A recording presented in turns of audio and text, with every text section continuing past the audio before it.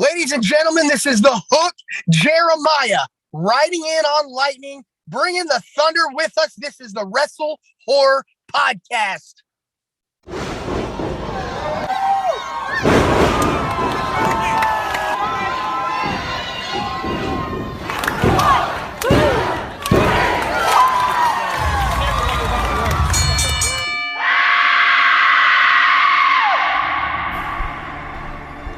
Ladies and gentlemen, welcome to Wrestle Horror.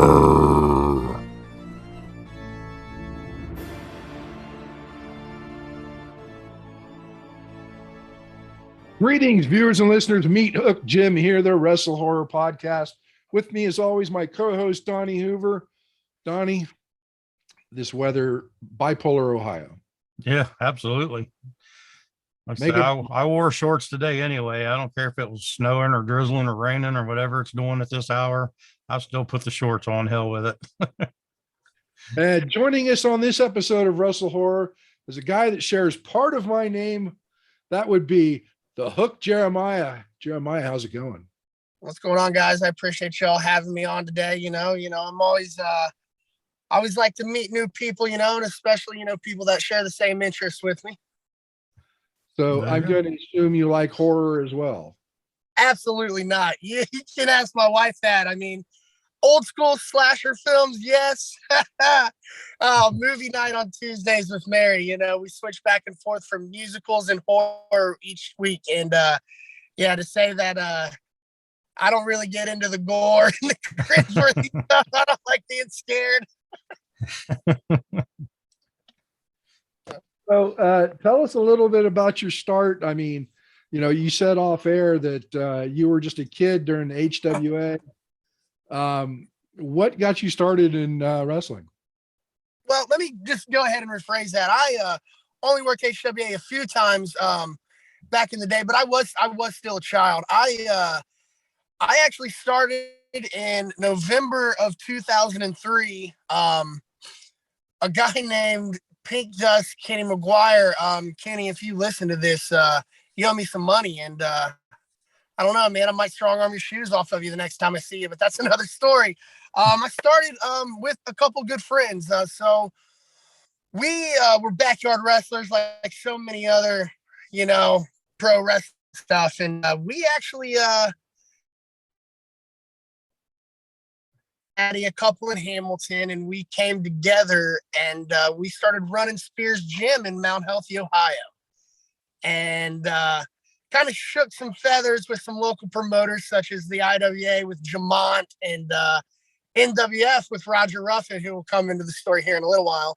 But Kenny McGuire came in, decided he was going to take us backyard wrestlers and train us up and turn us into real wrestlers. Well, that happened. He ran some shows. They were, I don't know if I can cuss, but they were the shits. I mean, everybody's starting off, you think you're great, but you're really not.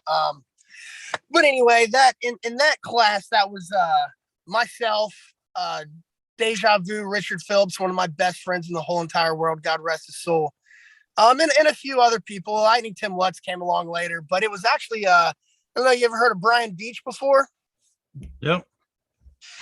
So I would travel around with Brian Beach, going show to show and stuff. And eventually one day he just looked at me and he said, "Kid, you need to get your feet wet. You need to go pay Roger some money. You need to learn how to wrestle the right way."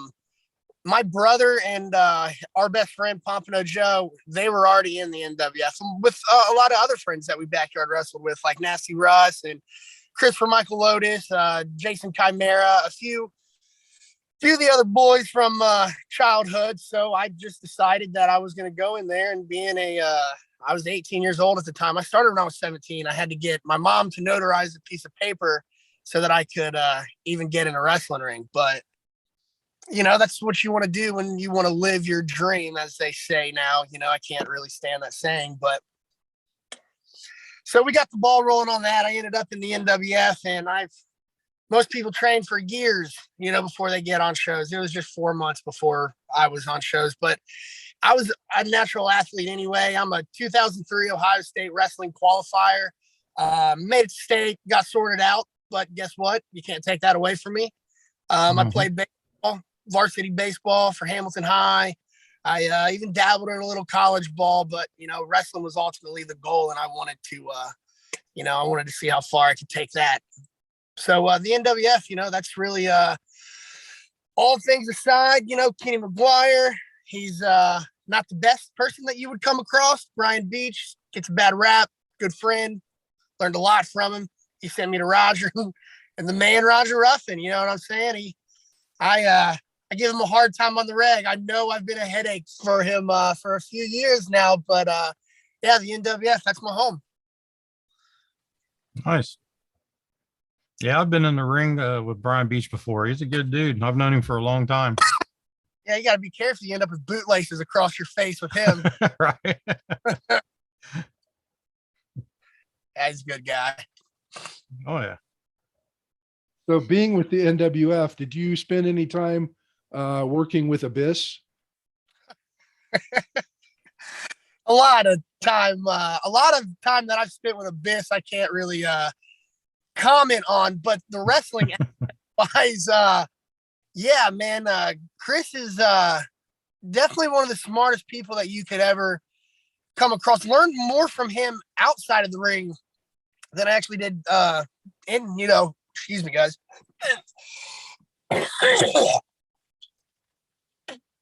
This damn Ohio weather, man. Got these sinuses out of control. But Chris is just it speaks for itself with what he's doing right now for WWE. Just the psychology aspect of wrestling, like how to carry yourself as a man, what you should do in locker rooms, how you should treat and just any individual in the wrestling business. Chris he doesn't get enough credit, and now so he is. So I'm really happy for him. And, I keep in contact with him. He's a big Steelers fan. So any chance that I get to talk trash to him, I take it. Got to. It's always fun with Abyss, man. He's just a great guy, good friend, good family man. You know what I'm saying? Like that you don't really come across people like that. I mean, I think him and his wife have been together over 20 years, and that's just a testament to, the man that he is, because I mean, he was constantly gone on the road. You keep something together like that, just something so sacred and pure. It's something very respectable. People can look up things like that. Oh yeah, for sure. So marriages are they take a hard shot when it comes to wrestling world. Marriage and wrestling just isn't a great combination. Yeah, that's why me and Mary never were married. We've been together since 2003, 4 off and on. We've got 3 kids. I mean, she definitely she's had some rough ones, that's for sure. Mm-hmm. This wouldn't be a Bad Dude podcast without me having a couple cold ones at noon. You know what I mean? Good. I don't know about Mick Ultra, but I'm getting back in the ring. I was COVID scared. It's crazy. I'm trying to shed this beer gut that I put on the past 2 years. Playing video games with my 7-year-old. You know what I mean? Oh yeah. It's good times though. you get that callus going on your thumb, so when you thumb somebody in the eye, it doesn't hurt you. I think I'm more worried about the calluses that I lost from hitting the ropes and taking bumps, because man, I forgot how bad a wrestling ring hurts. Mm-hmm. Yep. Things suck. Yes, So- I was away from wrestling for a while, and when we started the training center back up and started running shows and stuff, I took a couple bumps and hit the ropes a few times. And those first few, I was like, "Good night, man. I don't remember this shit hurting this bad." Is key in wrestling, and the more you do it, like your body falls apart and deteriorates from not taking punishment. That's the craziest thing. Yeah. So let's take it back to the very beginning. What got you interested in wrestling, or who was your favorite hero growing up when you were watching wrestling? That's weird. That's a weird question, because for me, it wasn't like, I wasn't like this gigantic wrestling fan. I mean, me and my friends later on in our teenage years, we wanted to learn, everything about everything. We had the deathmatch tapes. We had the ECW Born to Be Wired VHS that we recorded off of like 15 separate times. You could barely even watch the damn thing. But honestly, my dad was a huge wrestling fan. Like he was just crazy with it. But I never really got into it because I was always playing football or playing baseball or something like that. So it really wasn't until later. But my stepdad, Nick, this guy's an asshole, but he loved wrestling too.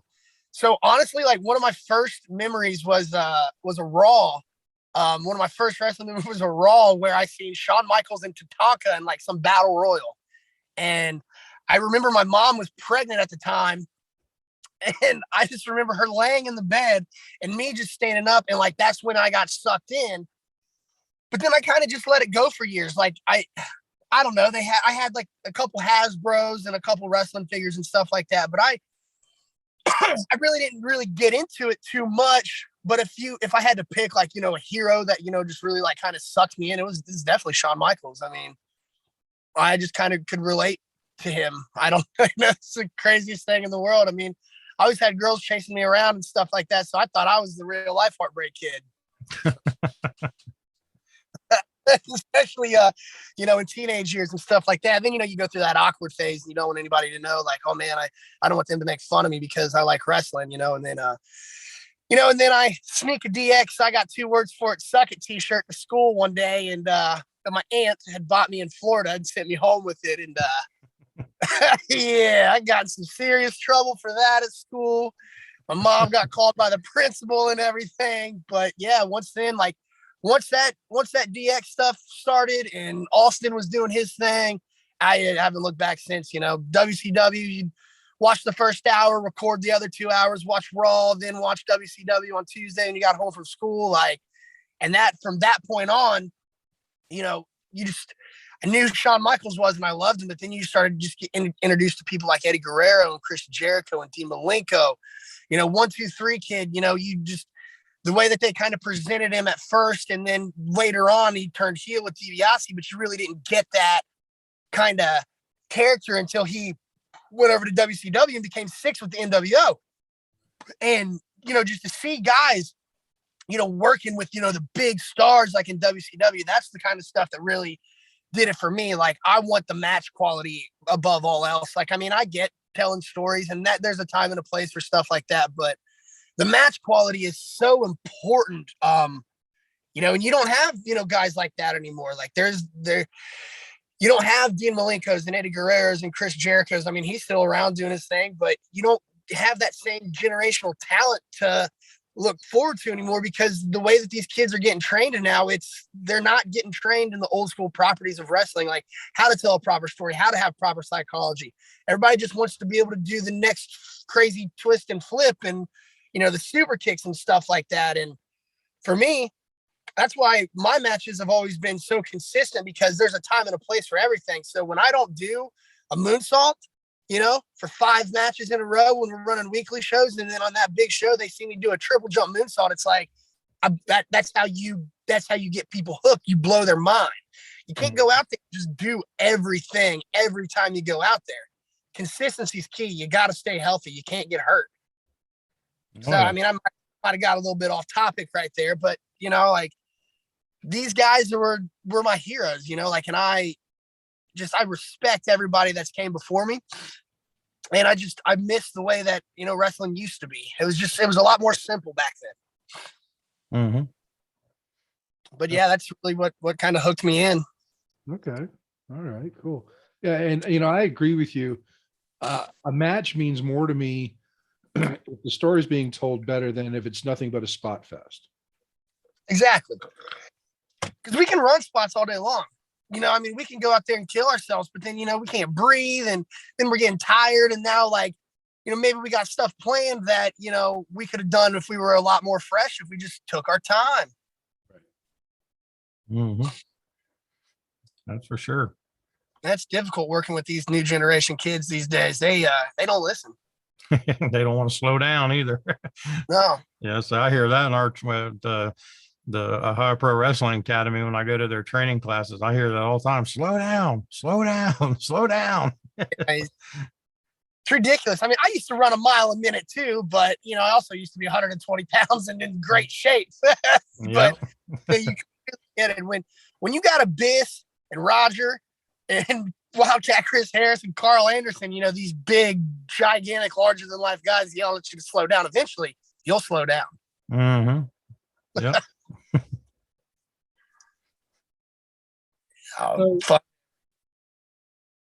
Donnie, questions? Yeah, I just want to. I'm the kind I like to pick people's brains and stuff. I wanted to hear a little bit more about Roger Ruffin's training style, if you don't mind. Like I said, I've known Roger for many years. I started training back in '97, so I'm familiar. So, but yeah, I'd like to hear a little bit about his training style and stuff out down there. I mean, it's just straight to the point, calisthenics and just basics. Roger's not going to teach you a power bomb. Now, does he have a problem with you doing power bombs on his shows? No, but as long as you've earned the right to be able to work, and that's the biggest thing about Roger is respect for the business, respect for the people around you, and respect for yourself. Roger is just he's very old school. He's very stuck in his ways, and he's very straight to the point. Roger's going to teach you psychology. He's going to teach you how to work. But Roger's going to teach you how to run a spot fest. He's trained a lot of guys that can do that, such as myself. But that stuff comes with time, and Roger's not going to teach you that stuff. I mean, he's got guys down there that help him train that will do, some advanced training, on certain days, whatever they are working out for that day or, and stuff like that. But Roger, basics. If you can't throw a hip toss and a arm drag perfect 100 times, guess what? You're not getting off shows, man. No. Because then you're a liability. And Roger, that's really big for him, is the earning the right to be able to get in the ring. Like everybody that comes to that school, we respect this business so much that we don't want to put anybody in the ring that's not ready, because not only we don't want our talent hurt, but we also don't want them to get hurt either. Right. Yeah. You got to take care of, the people that you're working with. And Roger does that. Roger takes care of a lot of people. I always joke with him and say that there's a parking spot reserved for him right at the pearly gates in heaven. That man's got one of the biggest hearts in the world. And he is the hardest individual to read, but Roger is what, his moniker is. He legitimately is the man. I mean, look at what he's responsible for. Like all the things that he's done in the past, Roger was around in the old territory days, and, he got his break in WWE Ruffin, and great referee and an even better trainer. I mean, his track record speaks for itself. I mean, you can just stop at Abyss, but then you got Wildcat Chris Harris, then you got Carl and Machine Gun Anderson, then you got guys like me and Nasty Russ and Tyrone. I mean, these guys are just, these are workers, and Roger trains workers. That's Roger's training style. He respects and he trains workers. Nice. Very cool. Yeah. Like I said, the fundamentals, man, they're pretty much the foundation of any wrestling career that's worthwhile. Anyway. If you can't lock up with me, why am I going to let you try to kick me in the face? Yeah. Good point. Very good point. That's where I come from with stuff like that, man. These kids now, they're just all about like, I'm going to do this, and then I'm going to do this, and then I'm going to do this, and then we're going to have a chop fest, and then we're going to do super kicks. And I'm just like, slow your roll, buddy. How many matches have you had? Like, right. Who have you worked with? I remember one time when I was a kid, I was probably 14 or 15. And my best friend was at my house, and we just got done watching wrestling. So we decided we were going to wrestle, and I ended up putting him into a figure 4 leg lock. For real? I almost broke his leg. He's like, stop. That the leg goes above or below the knee, right? Not above it. Yeah. Well, didn't know that. Oh, I've hurt countless siblings. I've hurt countless siblings. I've been hurt by cousins and head slammed off concrete imitating moves and stuff like that. It's good. I'll tell you a funny story. First time I ever met Pompano Joe, one of my best friends in life and my tag team partner. We're backyarding in one of our friends' garage, and they're from a rival backyard fed. keep in mind, these guys are 16 and 17 years old. I'm 12. I'm legitimately 12 years old. I just had enough huevos to, fight kids that are older than me. So they're like, hey, do you want to wrestle him? And I'm like, yeah. And then Tim's like, yeah, I'll wrestle that kid.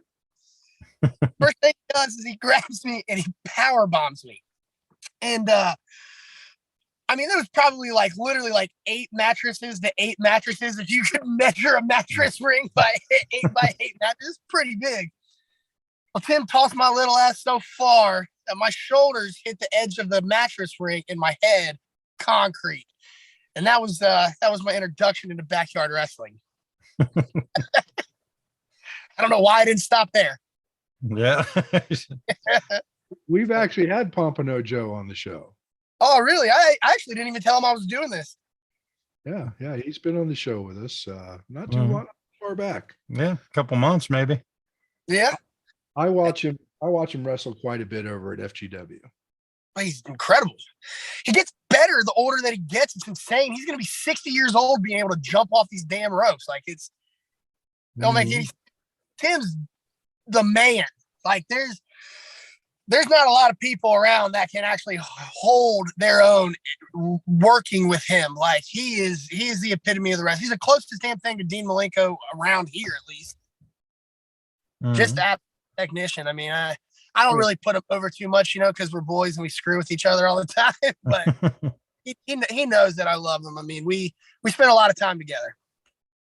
All right. Okay.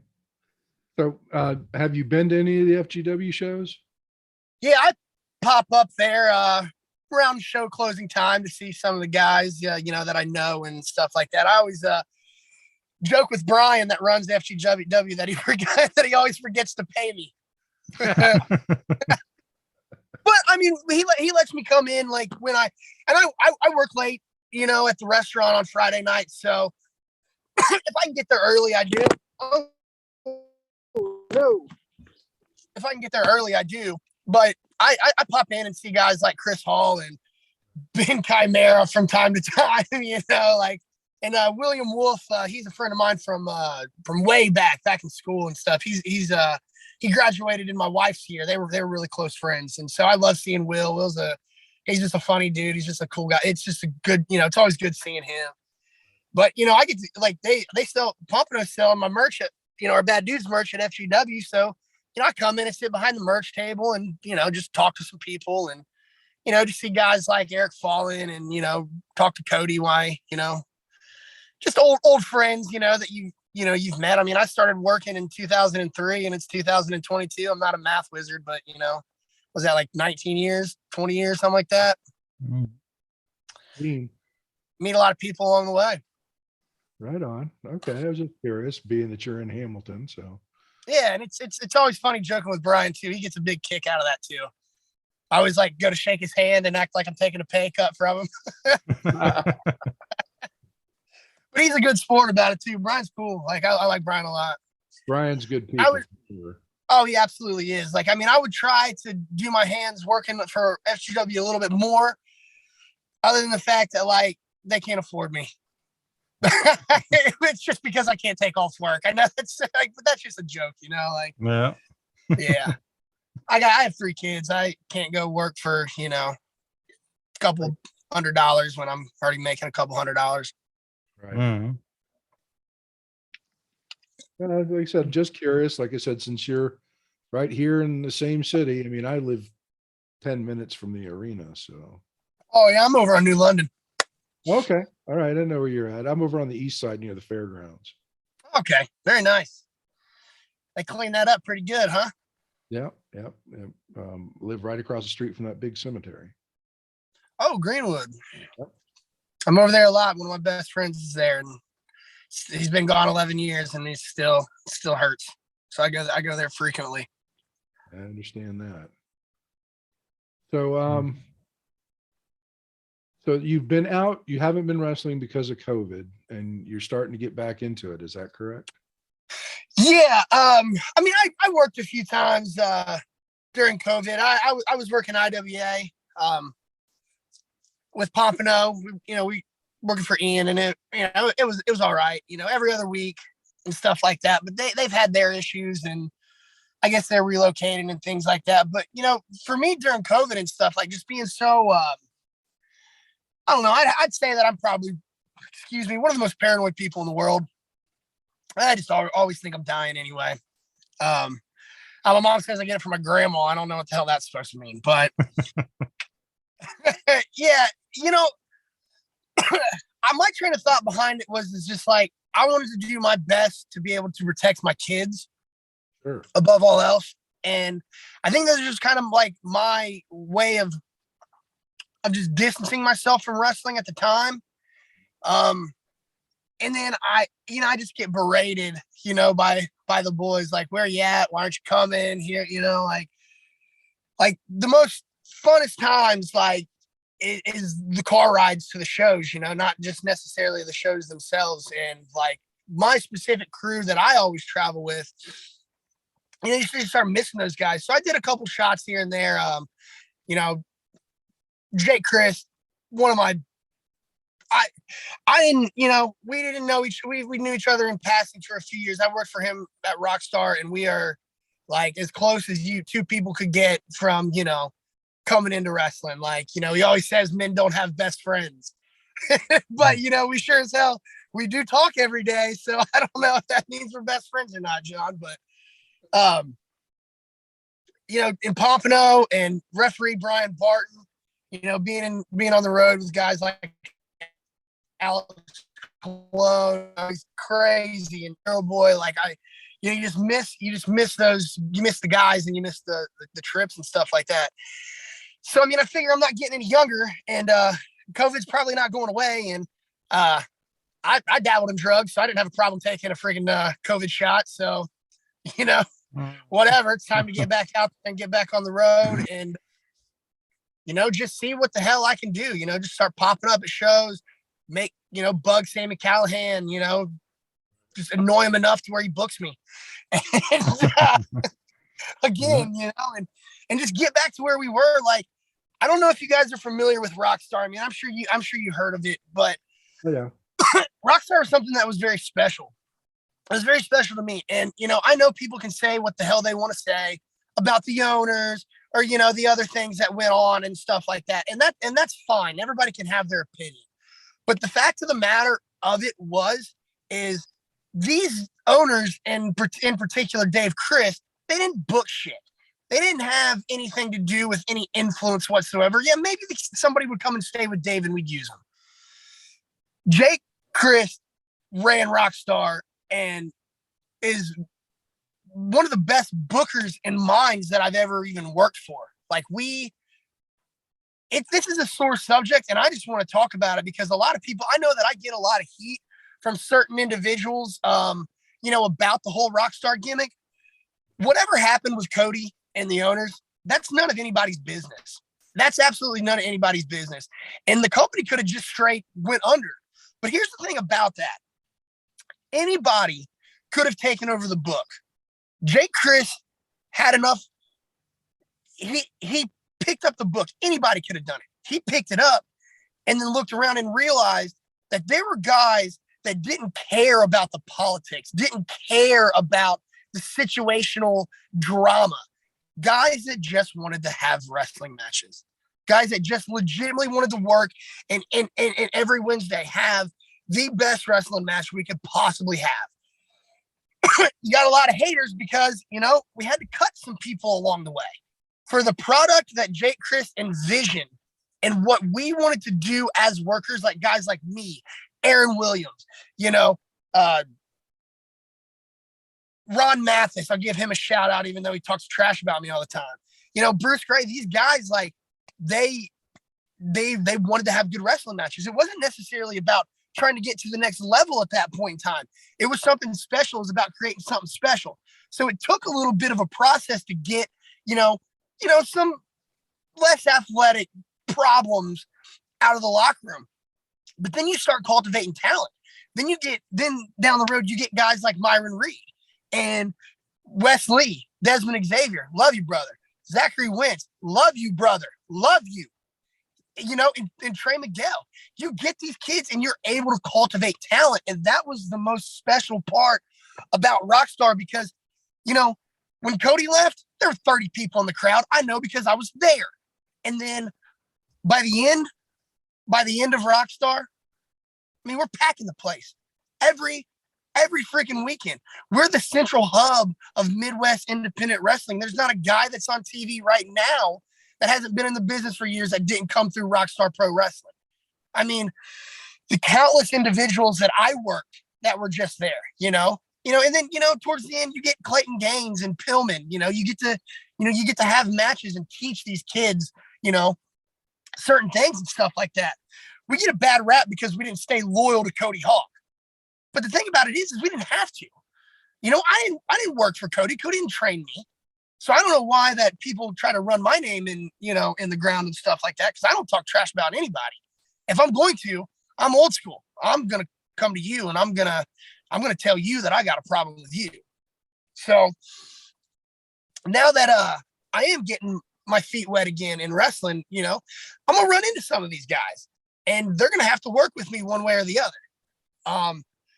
And I'm just saying, I just want to go out on a limb and just say Rockstar Pro, we didn't try to ever go out and hurt anybody. We never try to take anybody's business. All we try to do is take the best talent from surrounding promotions, bring them into one, and just have one kick-ass freaking show. And, that was always important to us. You can say what you want to say. I can take Dave or leave Dave. I'll toss Dave in the trash. Jake Christ and Sammy Callahan, these guys don't deserve any unnecessary bullshit that they get from anybody that's around, because at the end of the day, these are the cats that love professional wrestling. If it wasn't for these cats, the crowd in Dayton, they would never had wrestling. People driving 2 hours here and from away, 5, 6, 7 cat. I know this group of guys that would drive from Iowa every other freaking Wednesday to come to a Rockstar Pro show.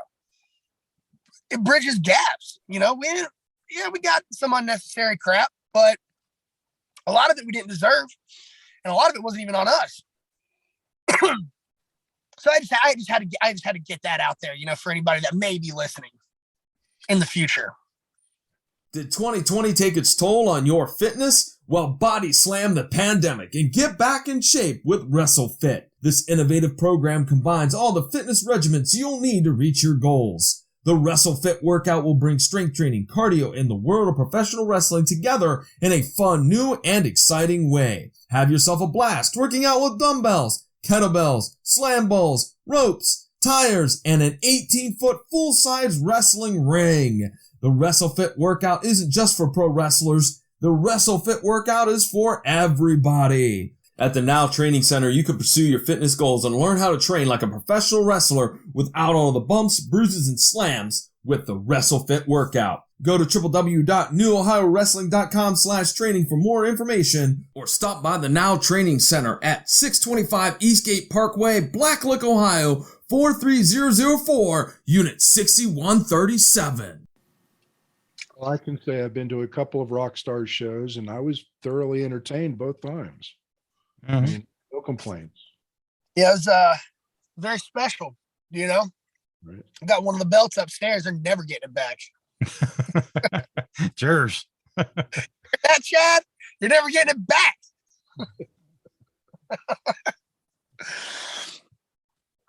So yeah, wrestling here, I would like to work with everybody. We were trying to get, this, and I don't have a problem sharing this now. It was probably about 6 or so years ago. We were trying to get a hold of people and have an actual Ohio championship, like an actual, to where you would be like a traveling champion in Ohio. Like you would go to AIW in Cleveland, and then, Avery in Columbus, or, who, like Tom, whoever runs Lima, Tom and at Ward, NWF, anywhere. We were trying to, and everybody always just wants their guy to be the champion or whatever. Nobody can ever have like a straight up conversation about it. Right. But everybody's got to have the belt, belt. Belts are not props. I hate that. I hate hearing that shit, because belts aren't props. Belts can legitimately make the wrestler, but at the same time, the wrestler can make the belt too. You got to hold belt sacred because you just can't just toss it on anybody. You want to bring value to it because there'd be no point of title matches if we didn't value what we were working for. Yep. You know what I mean by that? And so, I mean, I get valuing your champion and stuff like that, but come on, like, why can't 5-6 promotions come together, find a neutral area to do a show, one show a year, and it be like the WrestleMania of Ohio? You know, is that crazy? Like, do you think that's crazy? I don't think it's too crazy. No, not at all. I've had discussions with Big Tom numerous times about a type of super show. That's what we was calling it, a super show, to where we just bring in promotions from all around Ohio and, you know, bring a match or a guy and just put on a best show that we could all put on. I wish that was the case for the Jerome Phillips Memorial Show this past summer, but man, these guys didn't want to work with anybody. It really upset me. Mm-hmm. And so I cut a promo during the show and talked a little trash. I mean, I've known Lightning Tim for years, and I love Timmy. Timmy's a good guy, but there were people that wanted to be people that Timmy couldn't afford, that were legitimately going to do the show for free, that he wouldn't even. Him and GK, I never even met the guy before until that day, but like they just didn't want to work with these guys, and then to see the turnout because of the promotion they didn't handle the promotion very well, and the talent there wasn't, other than Cody Hawk and Aaron Williams and me and Pompano and a couple other dudes like Hooks and Ed Gonzalez, like scattered around the locker room. Heather, I gotta say her, I can't leave her out, and Jack Vaughn. Like, nobody knew, none of those guys knew Richard. And that's the thing that really kind of hurt me about stuff like that. If you're going to do a super show and use the 3 letters just to try, then you got to bring people from them. Like, you got to bring people in. Mm-hmm. I think it was a very offensive disservice to one of my best friends in life. So we're going to do it. We're going to do it over. Because I love his mother, and his mother needs help. So we got to do what we can for people that we love. Oh, absolutely. But wouldn't that be fun to have an Ohio championship? Like, just send me everywhere to I'll be hammered drunk, walk in, some kid's like, well, we're on last. And I'm like, give me a cup of coffee, kid. And I chug a cup of coffee, and then we go wrestle for an hour. Then I go to some local airport, get in a shitty plane and fly back to Hamilton.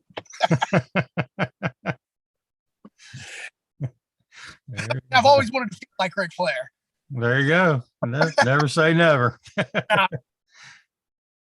I don't know if anybody told you about me. I like to cut it up with you guys, There's nothing wrong with that. Good, man. It's all good. I mean, all good content, right? I mean, I like to try to be entertaining. I spent 17 years as a heel. Never worked babyface until me and Pompano started doing it in our tag team. And there's a lot of people that don't know how I am. They just think I have these people just flip me off on a regular.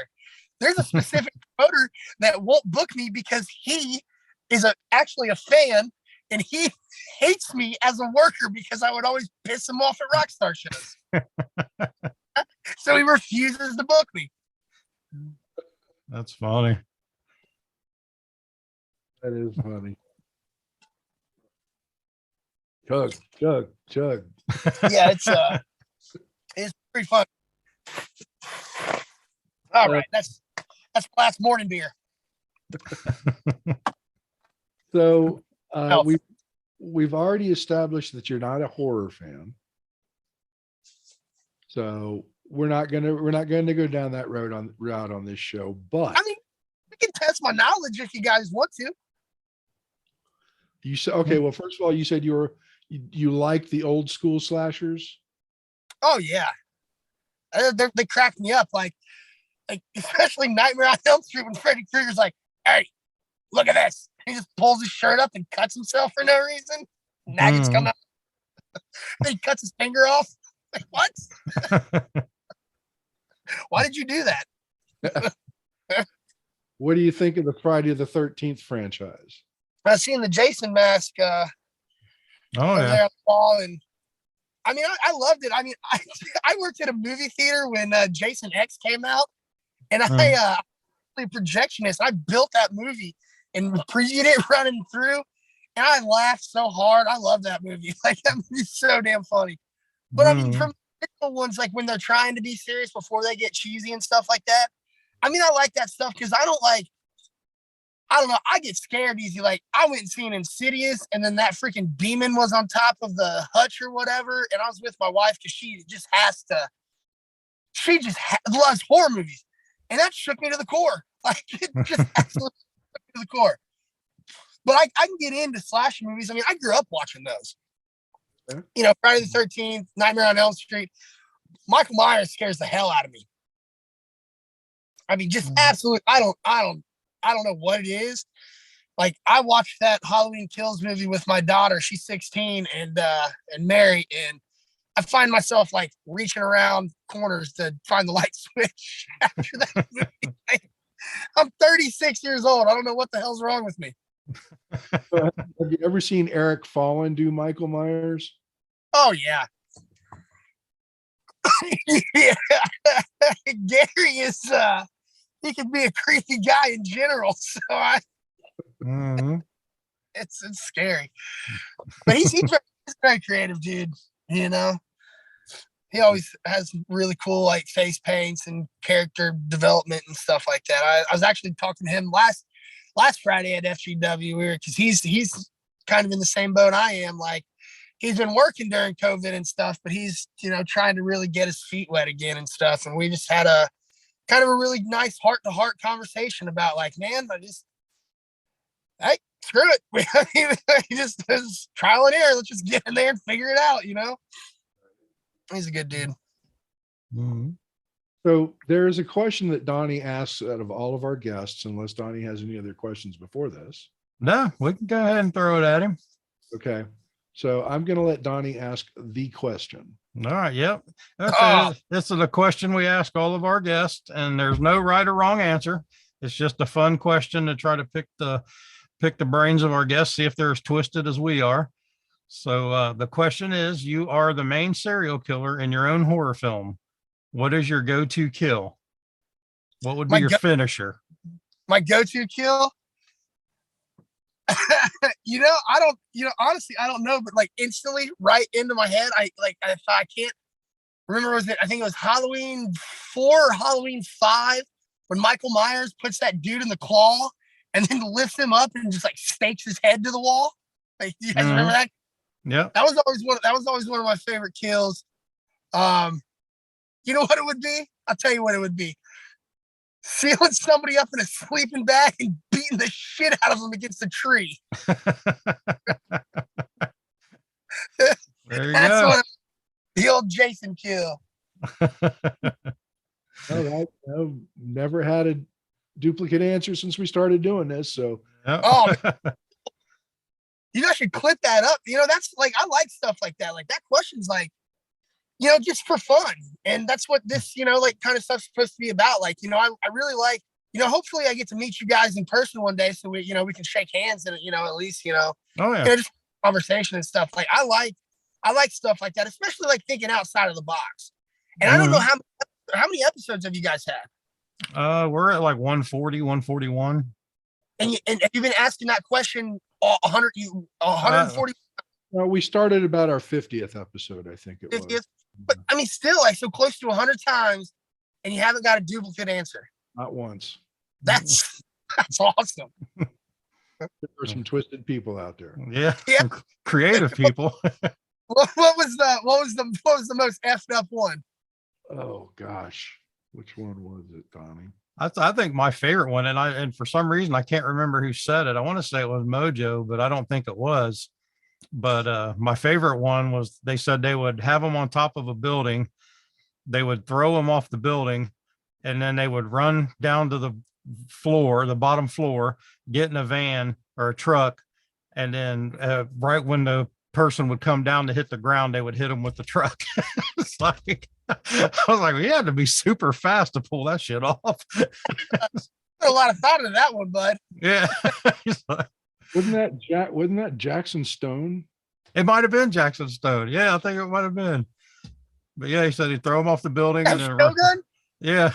He said He said he'd throw them off the building and then run down and get in a truck and hit them with the truck before they hit the ground. What a nice guy he is, man. Isn't he just such a very nice, respectful dude? Like, Oh yeah. Yeah, he was just at the Arnold with us. He did a match with Avery, and yeah, he was nothing but pure gentleman. oh, he's such a pleasured person. Like, to me, he's a really cool guy. I really like that guy. Mm-hmm.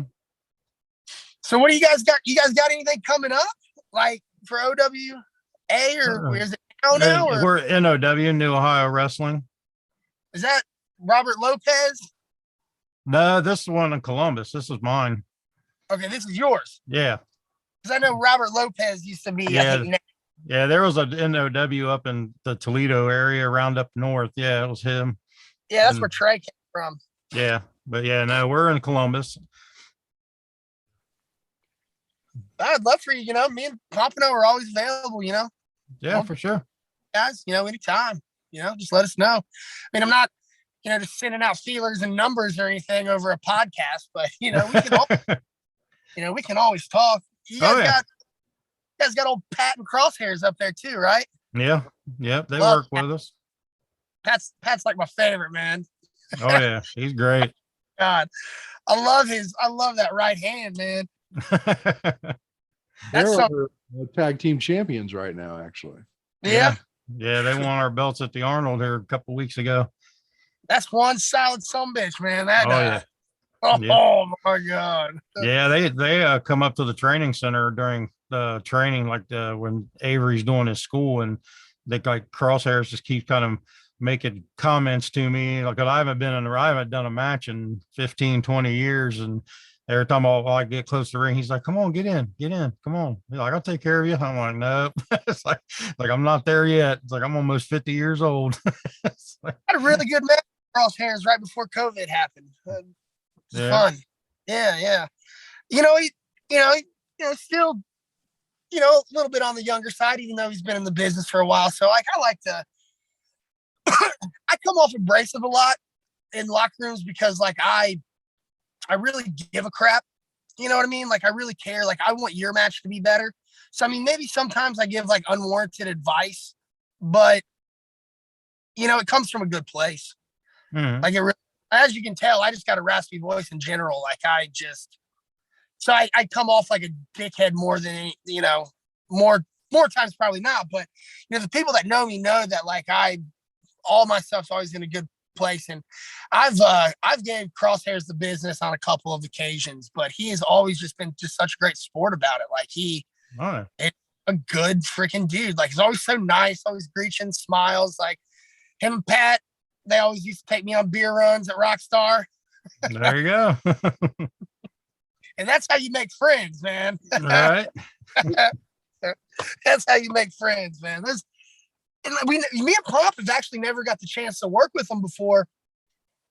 There was something that came up at Rockstar where we were going to do that, but it had nothing to do with them. I just had to throw my weight around a little bit because a couple other individuals, they were trying to steal me and Pop's thunder. So I had to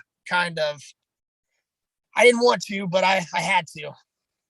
Sometimes you put people that are cancers in their place, you know? Oh yeah. Yep, for Especially sure. hard to work with.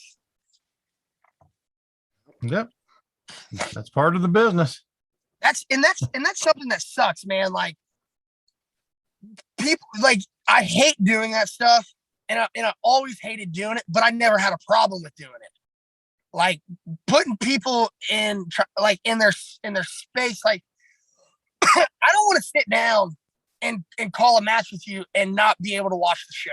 Like, that's the thing for me. Like, I like to watch the show because I like to give people advice. I want to see what other people are doing, and you know, we don't repeat it. And I like when people just when you put something together and it's over and done with, and you know it, and you walk away, and people just keep coming up and just trying to change it, and are like, well, why are we doing this? And now you're overanalyzing it. We haven't even been out in front of the crowd yet, so we don't even know. So why wait until we get out there, and then if we have to, we can just change it in the ring. Yeah. I don't know.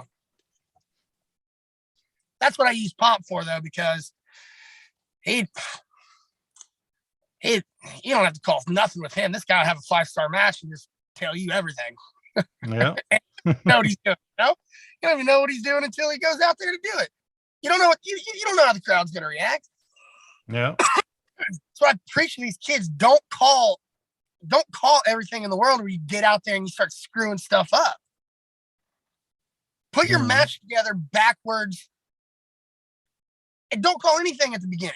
So you know where you're going and just you like basics, baby.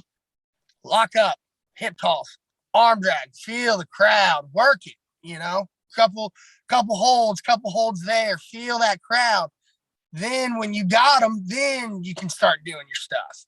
But when guys just take off running at you, and I've done that stuff like in bigger matches and things like that. You know, you got to from time to time. But if you just go in cold, you got to heat that crowd up, especially if they don't know who you are.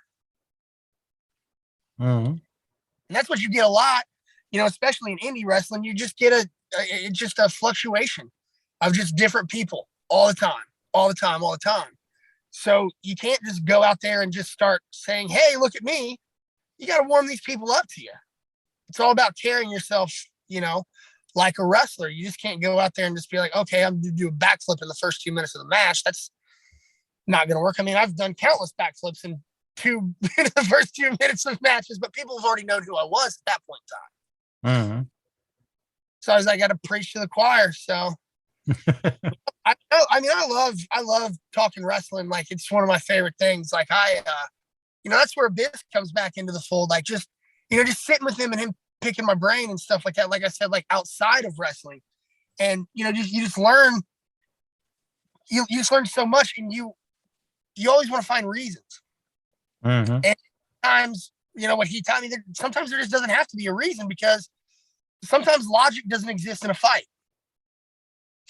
So there's just so many other avenues that you can do. You can make anything make sense if you think hard enough on it, but you don't have to. As long as it flows the right way and everything's executed the right way and the crowd reactions are there, then you're doing your job right. The best feeling in the world is laying in the mat. Could be a double down, could be after a kick out, and you can hear that crowd rumbling, waiting for what's next. That's the best feeling in the world. You turn to the guy that you're working with and you go, we got them. You know what I'm saying? Like, we got them. And that's what I live for when it comes to like having matches.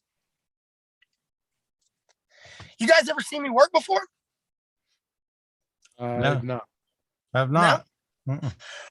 I have to have Pop send you guys a couple videos of bad dudes. I mean, I've done a lot of, I did a lot of single stuff. I worked with a lot of good people. So, I mean, there's always stuff out there. I think there's a good one on YouTube me and Mathis had. And man, with Mathis, but always great match with him. I mean, can't fault him for that. But I mean, like, he just fucking drove me crazy. Just absolutely crazy. Like, man. But we always had really good chemistry. We always had really good matches. For some reason at Rockstar, whenever they didn't have anything to do with Mathis or me, guess what? We found ourselves working together again. Yeah. And I'm sure there's me and Aaron Williams out there somewhere. I mean, me and Aaron, I think we had our first match together in 2006. It was long-haired Aaron back then, too. He had long hair before he's bald. Just for men, or what is it? Not just Keeps, Aaron. Keeps. They don't sponsor this show, but, time to bust his balls. But I've had probably more matches with Aaron Williams than I've had with anybody else. And every time, it's just the coolest thing in the world was Jerry Lynn freaking refereed a match between me and Aaron Williams one time. And what we and were doing in the ring, Jerry forgot that he was reffing the match. He straight up forgot. He's sitting there in the corner wearing a ref shirt and just was watching us work and forgot to like count pins and stuff. And that's what it's like working with Aaron Williams, just effortless. And it's always a good time. And as you guys were saying earlier, like that's exactly the reason why like I've got to get my feet wet and start working again, because I mean, I think my last match that I had, I mean, it before COVID, you know, it was just some throwaway 6-man. And me and Pomp had some good matches with GK Fam, you know, during the pandemic and stuff like that. But I can't go out like that. I got to go out in succession. Like, I got to go out bleeding with my friends. Like, you know, I need one more with Alex Pallone. I need one more with freaking Nate Wings. My man, Nate Wings. I need one more of that son of a bitch. That's he's awesome. I mean, Nate's great. And, you know, I need another one with Aaron. I gotta, me and Jake Chris, we made a pact not to work each other anymore because we were friends and we just beat each other up. So, I want one more with Jake. You know, I mean, I could live without another match with Mathis, but if it happened, I'll work with him. You know, we'll work with each other. It'll be fun. You know, but you gotta go out, you know, in a way that you want to be able to go out. Not saying that, you know, like I'm anything big. Like, yeah, I've done some stuff here and there. I've worked for some, you know, some people, and that's all fine and you know, and well. And, you know, maybe it didn't stick. Maybe I didn't make, you know, the money that I wanted to make, or, you know, maybe I didn't get the shots that I wanted, you know, to get. But, you know, at the end of the day, like, you know, you got to keep stuff local, and you got to cultivate the next wave of talent that, you know, that comes in. Also, I didn't even shout out Ace Austin either. I got to get another one with Ace Austin. Our program got cut short because he's just so ahead of his years, and he got signed to national TV, and he couldn't always be there to finish the program with me. And me and him, we absolutely tore it down when we were in the ring together. You know, and Trey too. And, you know, anybody that's affiliated with the Rascals. I mean, there's a lot of shit going on right now with, you know, people that are associated with the Rascals and stuff like that. And I don't want to touch on that too much, but I just want to say, you know, those are good kids. Every single one of them. Every single one of them are good kids, and nobody deserves what one of them is going through right now. Absolutely not, because it's all straight up fabricated bullshit.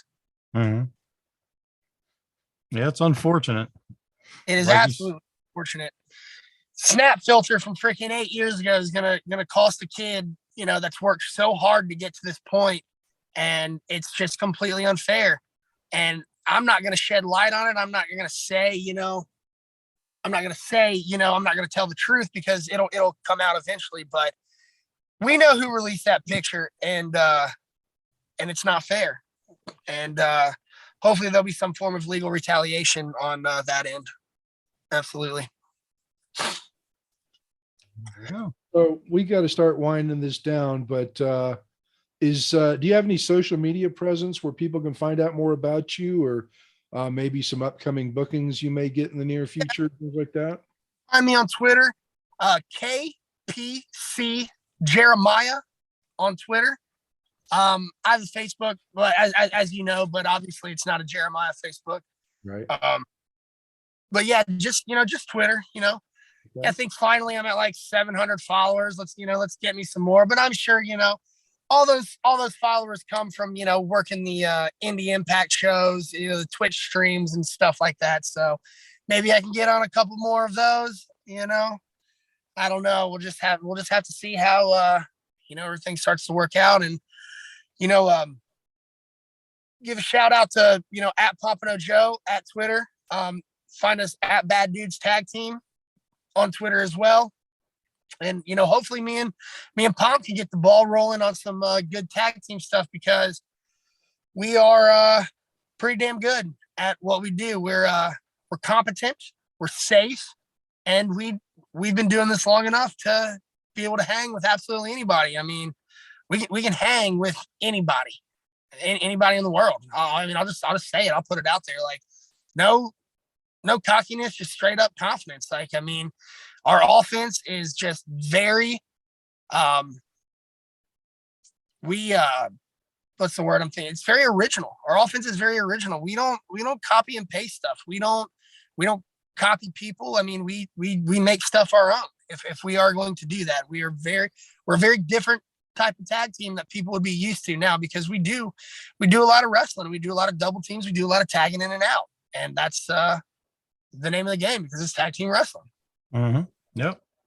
So, I mean, you can always find our social medias and see where we're being at, because we're loading the gun right now. We're getting ready to cock it, and we're gonna fire that on April 30th, Swine City Brewery for the NWF.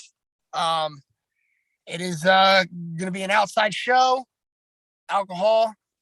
They sell alcohol there. It's gonna be a really good time, and that's just the start of the comeback. And shit, my wife's gonna hate me for it, but I mean, I probably won't stop for another 10 years. I'll be close to 50. I don't care. I mean, it's in my blood. I love it, and I want to continue to do it. And if I can't do it at a high level, then I'm going to go out of my way to make sure that I can cultivate individuals to make sure that they're trained the right way. They can keep people safe, and ultimately just have good matches and have fun, because that's what it's all about at the end of the day, is just having fun. Mm-hmm. Definitely is. Well, once again, thanks for coming on to the show with us. Really do appreciate it. Love the stories. You're very animated, and we like that, because it makes the conversation flow quicker and smoother. It's just like, it's been a great talk. I mean, you're just a wealth of knowledge. I look forward to meeting you sometime in the near future. We don't live that far apart, so. Yeah, we can hook up. We can meet at El Mariachi sometime if you want, or go on a hot toast, somewhere, just have lunch or something sometime. Yeah, I'd like that. In the meantime, I'm Meathook Jim, along with Donnie Hoover and our special guest, the Hook Jeremiah. Thanks for joining us. We will see you on the next episode. Thank you, guys. Appreciate it. See you guys. Thanks for listening. Make sure you follow us on all of our social media outlets: Facebook.com/WrestleHorror, Instagram @WrestleHorror, Twitter @WrestleHorror, on YouTube at the WrestleHorror channel. And you can also find us on our website, www.WrestleHorror.com.